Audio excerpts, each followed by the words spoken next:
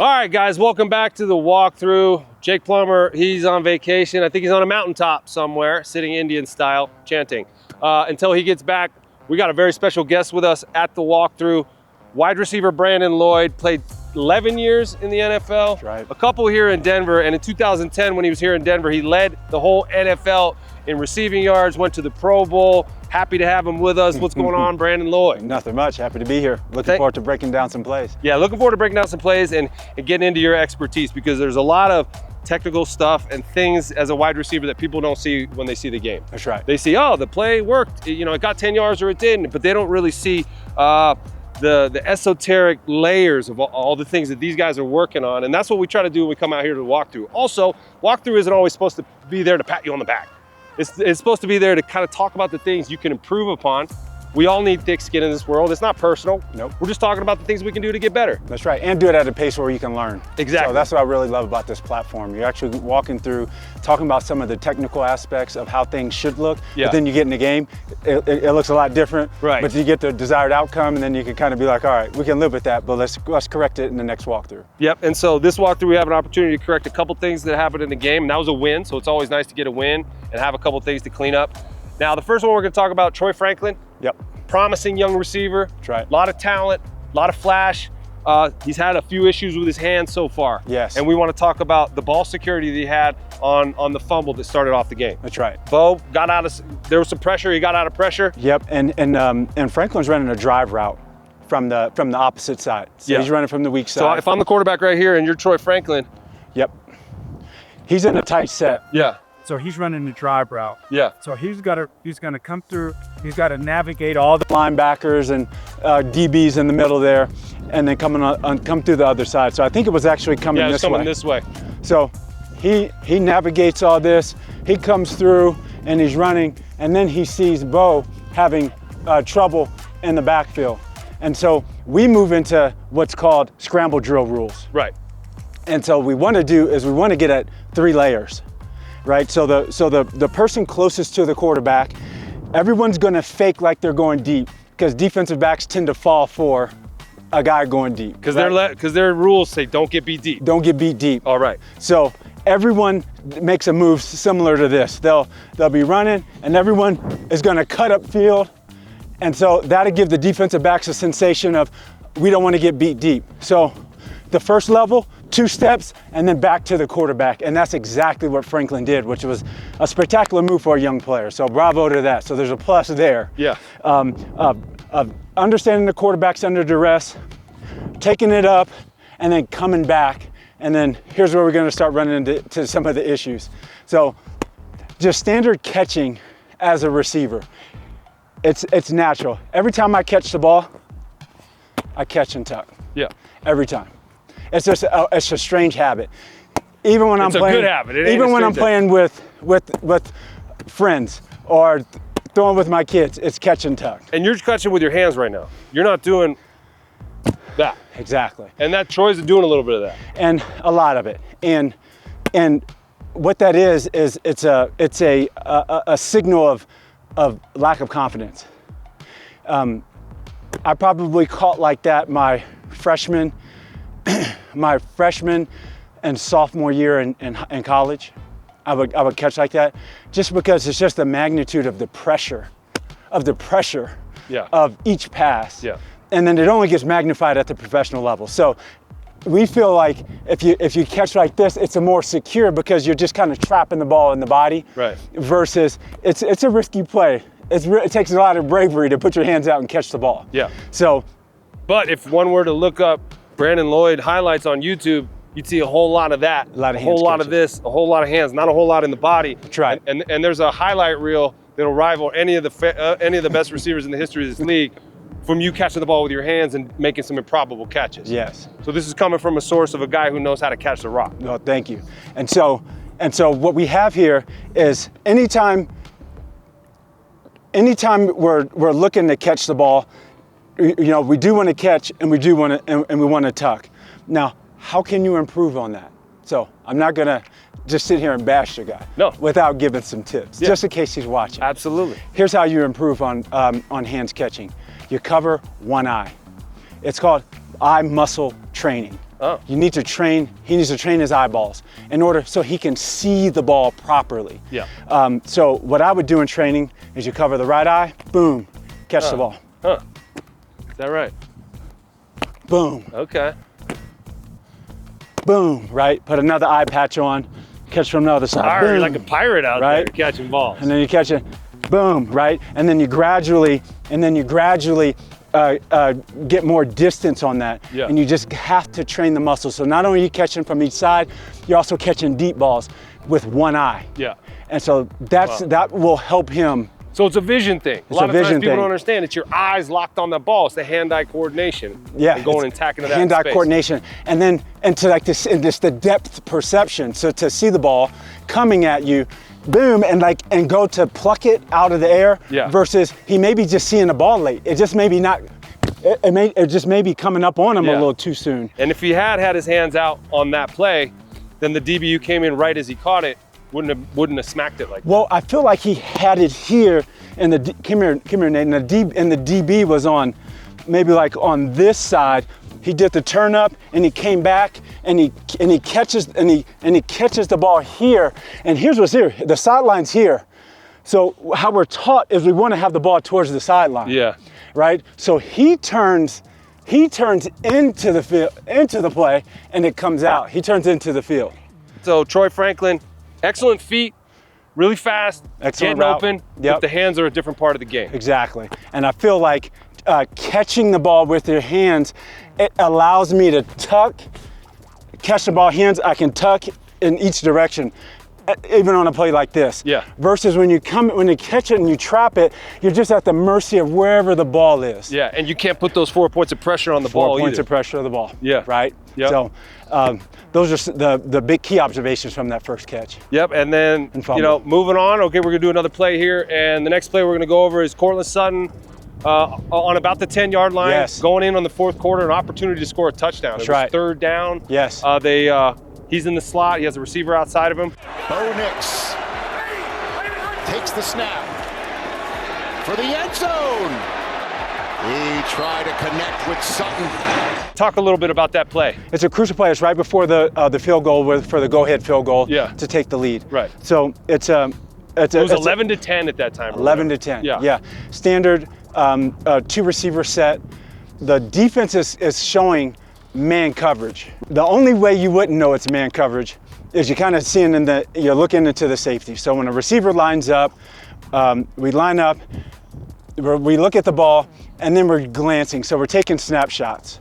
So we'll line up, we'll take a snapshot before the ball snapped, and then 2 seconds, and then a split second after the ball is snapped, we take another picture, and that should be revealing what we're seeing. Because a lot of times defenses are disguising what they're doing, or they're trying to show you something. But once the play starts, they got to show you what they're doing. Got to show. They got to show. At least with 10 seconds, 5 seconds, depending on the experience of the defense. Right. So it looks like a straight up man. They have a defensive back lined up right outside of Courtland Sutton, 5 yards deep. They're not hiding this. The cornerback's lined up a few yards off of the outside receiver, and the near safety is just eyeballing Courtland Sutton. Anything coming inside, he's doubling. So it'll look similar to this. So if this is the nickel back over Courtland Sutton, the safety's basically like this, like, man, I'm not playing any games with you. Yeah. I'm not playing any games. You come in here, we're doubling this. Yeah. If you break out to if your receiver breaks out to the pylon, you're on your own. Yeah. Yeah. This cornerback is staying with this slot receiver, so you're on your own. Yeah. Now, what happens with this route is we're going to say the ball's inside. Yep. That defensive back is slightly outside leverage. He's playing more outside leverage than you're playing right now. So take another step out. They're not hiding anything. They're not playing any games right now. So the safety's inside. So we have a standard concept. Ideally, when I'm playing wide receiver, I got to attack that defensive back's leverage. Because if he's outside, he's out there because he's protecting something. Right. If he's inside, he doesn't have any help. He doesn't have any help on the outside, so he's standing outside and he's going to protect that at all costs. So as a receiver, what I want to do is I want to threaten that. Here's the nuance. This is why we love to walk through. If I go outside shoulder and I aim outside shoulder, I'm just going to look how far out wide. So if I'm a receiver and I go to outside shoulder, look how far out he comes. And now if I'm trying to break out there, I'm jammed up. So you want to attack the inside shoulder. Not necessarily. It's going to be inside eye. Yeah. As a receiver, what I would have liked to see on that play was Courtland come out with a little bit more sense of urgency off the ball.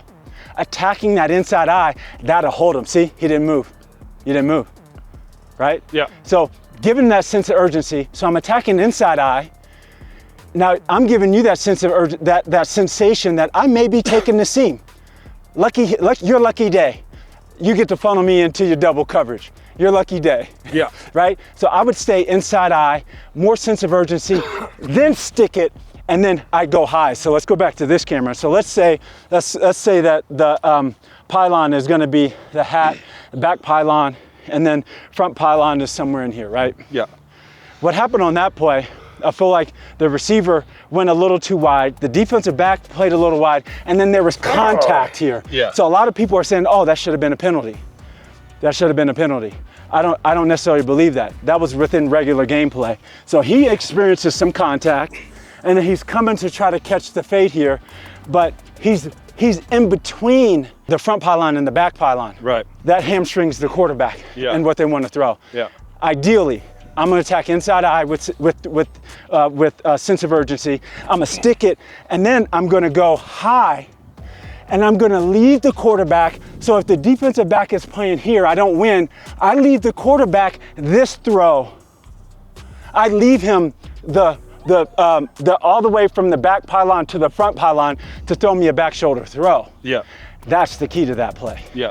Now, when I run to the middle, there's nowhere to throw. Right. So that's the key to that play. Yeah, and so the ball looked overthrown and it looks like it was on Bo or whatever, but it was more of a, it could have been a better throw, but it also could have been a better route. It was still on Bo, in my opinion. Okay. Because a ball thrown inbounds is a 50-50 ball, let's say that, Yeah, yeah. right? But if it's Courtland, it's an 80-20. Hear me? Yeah. That's what I'm getting at. Yeah.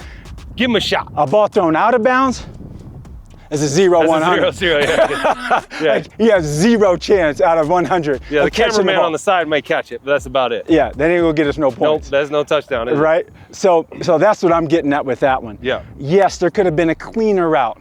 There could have been a cleaner play, a cleaner route and direction on the route. Yeah.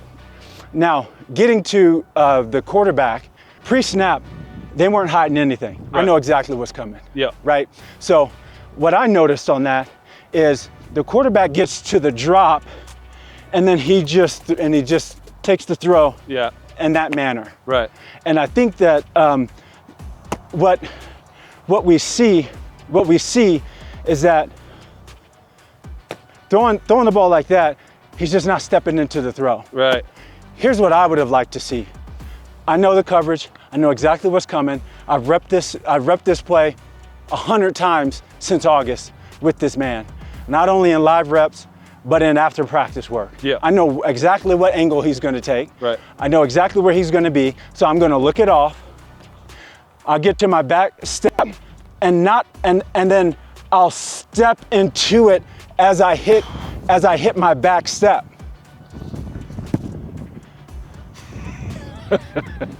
And that would have been a touchdown. Well, and you got it, I mean. You give yourself the best foundation and fundamentals to throw a drop pass.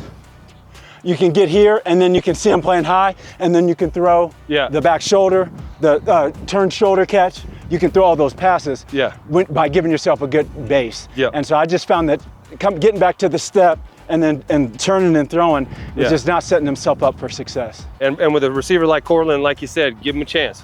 Give him a chance. It's out of bounds. Nobody's going to get that. You put it in bounds, 14 is going to bring it down. All right, we got one more play to go over. Yes. And it was a cool play. It was cool to see Pat Bryant get involved. Yes. It's cool to see him throw a slant, which is a route that all receivers like and Bo likes a lot. But it was also cool because he wasn't the primary receiver on that route. Yeah, this one was fun because there was so much nuance to it.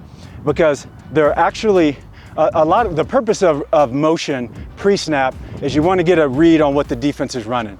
So if you send a player in motion and a defensive player is running with that player, you know you got man-to-man coverage or some variation of man-to-man coverage.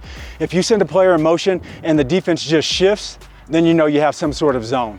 So what appears to be a pre-step motion, and this is what was excellent on the part of the quarterback and on the part of the receiver. They're both seeing the same thing. Yeah. So they send the running back in motion from the weak side. They have trips to the right side.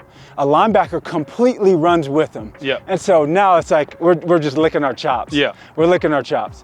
The defense has disguised a cover two man scenario. Yeah. So that defensive back is, again, he's showing me man-to-man. Yeah. But as a receiver, I've looked over to the safety. I've seen that the safety started dashing out right before the snap. I know I'm in some sort of cover two situation. But then that linebacker runs with the running back. Oh, now it's two-man. Yeah. Now I'm live. Yeah. As a receiver. Right. And so what I found to be excellent about that play, one, the quarterback gave them the screen. Yeah. He gave him the screen look just ever so slightly. He turns, gives him the screen look, and then comes back to the slant. Yeah. Which was brilliant. Yeah. Now the key to that play is there's two ways you want to run a slant. So you have a man-to-man version of running a slant, and then you have a cover two version of running a slant. Now, in a cover two version, I need to get him off his box. Versus man-to-man, I need to make him feel like I'm running a fade. So I'll show you the differences. So let's play man-to-man. Yeah. So head up versus man-to-man, there's gonna be some sort of contact here. So I gotta be ready for contact. So it's boom, whatever it is, and then I'm ready for here, and then I'm throwing him by and coming under. Yeah. Right? Yep. Get him to flip his hips, right? Flip his hips, Yep. plant, and then turn and cut underneath. And there's different techniques to that because sometimes the bigger dudes don't have quick enough footwork to do that. Right. So they just really want to get inside of you and then flip off. You know? Exactly. Like that. Exactly. And so you got to know your skill set. You gotta know your skill set. Yeah. Or a player like Terrell Owens, when the DB would throw his hands up, Yeah. he would just grab them, Yeah. take them, and then throw them this way or whatever way. Forklift, right? I mean, it was amazing. Yeah. We saw that in practice. the other day. Exactly. Yeah. So it's like, yeah, I'm not doing that. I'm doing this other way. Yeah. I have to figure out some other way. Yeah, and there's 1,000 different ways to skin a cat when it comes to that. But Yes. the most important thing is to threaten the leverage and the technique of the DB. And create space. Yeah. Right? Yeah. And so this is what was brilliant about the route. Pat Bryant notices that he knows this cover two. And so what he does is he takes a hop step forward, which backs up the DB. And then in cover two, the defensive back has to funnel everything inside. So he needs to protect that sideline at all costs. Because for the safety who's covering the second half, his half of the field, he's got to make life easy by funneling everything into that safety so he can cover everything. So what Pat Bryant does is he steps out, he threatens the outside, then he takes another jab step, and then breaks it in. And then he just absolutely crushed him off the play. So he got him out of his box by taking a vertical step and then another outside lateral step and then coming in. It was absolutely brilliant. It was brilliant. And so as a receiver, you love to see slants, you know, because it's a basic route. I mean, obviously it was a more complex play, but the actual route and catch, pitch and catch, three-step slant works versus every coverage. The Broncos have had some difficulty getting their offenses going in the first quarter, second quarter, even the third quarter. So what are some of the routes as a receiver that you like to run to just get it going? Anything in the quick game. Yeah. You know, anything in the quick game that involves just kind of going through the mechanics. You know, you want to get that first hit. You want to get that first tackle. So it kind like of a knocks the 5-yard jitters hitch, out. a quick slant, a quick out, a quick smoke slant, route. quick outs, a quick fade. Yeah. You know, anything in the quick game. Yeah. Just to kind of get it going, get the catch. And what we noticed with Demaryius Thomas, a lot of the plays was it'd be a screenplay. Yeah. Just run a receiver screen, get the ball in his hands, just get him, get his confidence up, get the player feeling like they're involved and in the game plan, and get that first tackle in and knocks the jitters out, and then they're usually ready to rock and roll. Yeah, and Courtland Sutton is this team's version of Demaryius Thomas. That's right. In my mind, he deserves 10 targets a game. Yes. And maybe even the first play of the game. And on a Agreed. play you're talking about right there. Yes, anything in the quick game. But what I've noticed about the Broncos offense is they need to, for the quarterback, they need to manufacture. It's like they have to manufacture a play versus being able to read and react. What do you mean? I mean, you know, quick game's easy on the offensive line because they only have to protect for a quick second. Right. Receivers love it, and Bo Nix should love that, right? It's pretty simple. sometimes, you know, they like to do quick game and shotgun, which I don't love. I like under center because it's 3 steps, it's on time. That's right. But the timing can get screwed up when you're going to shotgun. Yeah, the timing gets screwed up, and then also going under center, you have more of a threat for run. Yeah. So you can also, that also comes into play when the defenders are lining up. Is that this could be a run play, and sometimes off that 3-step, there could be a little run action off of it before they make a throw. Yeah. The issue is I don't necessarily know how defenses are playing ball. Right. So they may be coming out in these 2-man sets. Yeah. You know, they may not just be in a straight 3 off, you know, cover 3, 7 yards off. Yeah, they're you not know, always. have whatever you want to have. Right. Right? Yeah. And so I think that may be factoring in. I don't think they're necessarily loading up the box either. So that's going to take away a lot of that quick game. So a lot of the pass game needs to be manufactured because when you think about an experienced quarterbacks, Tom Brady, let's just say the best, the Tom Brady, the Peyton Mannings, and let's throw in Drew Brees. Yeah. Because when Coach Peyton is putting in install, I'm sure Bo Nix is looking at Drew Brees running plays. Oh yeah, oh yeah. Okay. He's getting sick of watching Drew Brees plays, bro. I mean, and it's just Here's like, how we did it with Drew. oh, right. Yeah. Here's how we did it with Drew. Yeah. Right? And so Why can't you be more like Drew? And so when you see someone with such great fundamentals, he stepped into every throw. Yeah. He had perfect shoulder balance for a short guy. Yeah. He kept himself tall. His elbows and shoulders were at the same level, and he stepped into everything. It was just, I mean, it's just prototypical. Right. But to be able to see that and you know, they're not necessarily getting the same looks that Drew was getting. So I think those are some of the things that I think. Yeah, and then Bo's going to learn. He's going to get better. The connection's going to grow between he and Sean Payton and also him and his players. That's right. And thankfully, the Broncos have a pretty badass defense right now. Thankfully. To pick up the slack when the offense isn't playing good. But hey, man, thanks for joining us out here in the walkthrough. Of course. Brandon Lloyd, legendary NFL wide receiver, former Denver Bronco. I'm Nate Jackson. It's the walkthrough. Let's go break it down. Walkthrough on 3. 1, 2, 3. Walkthrough.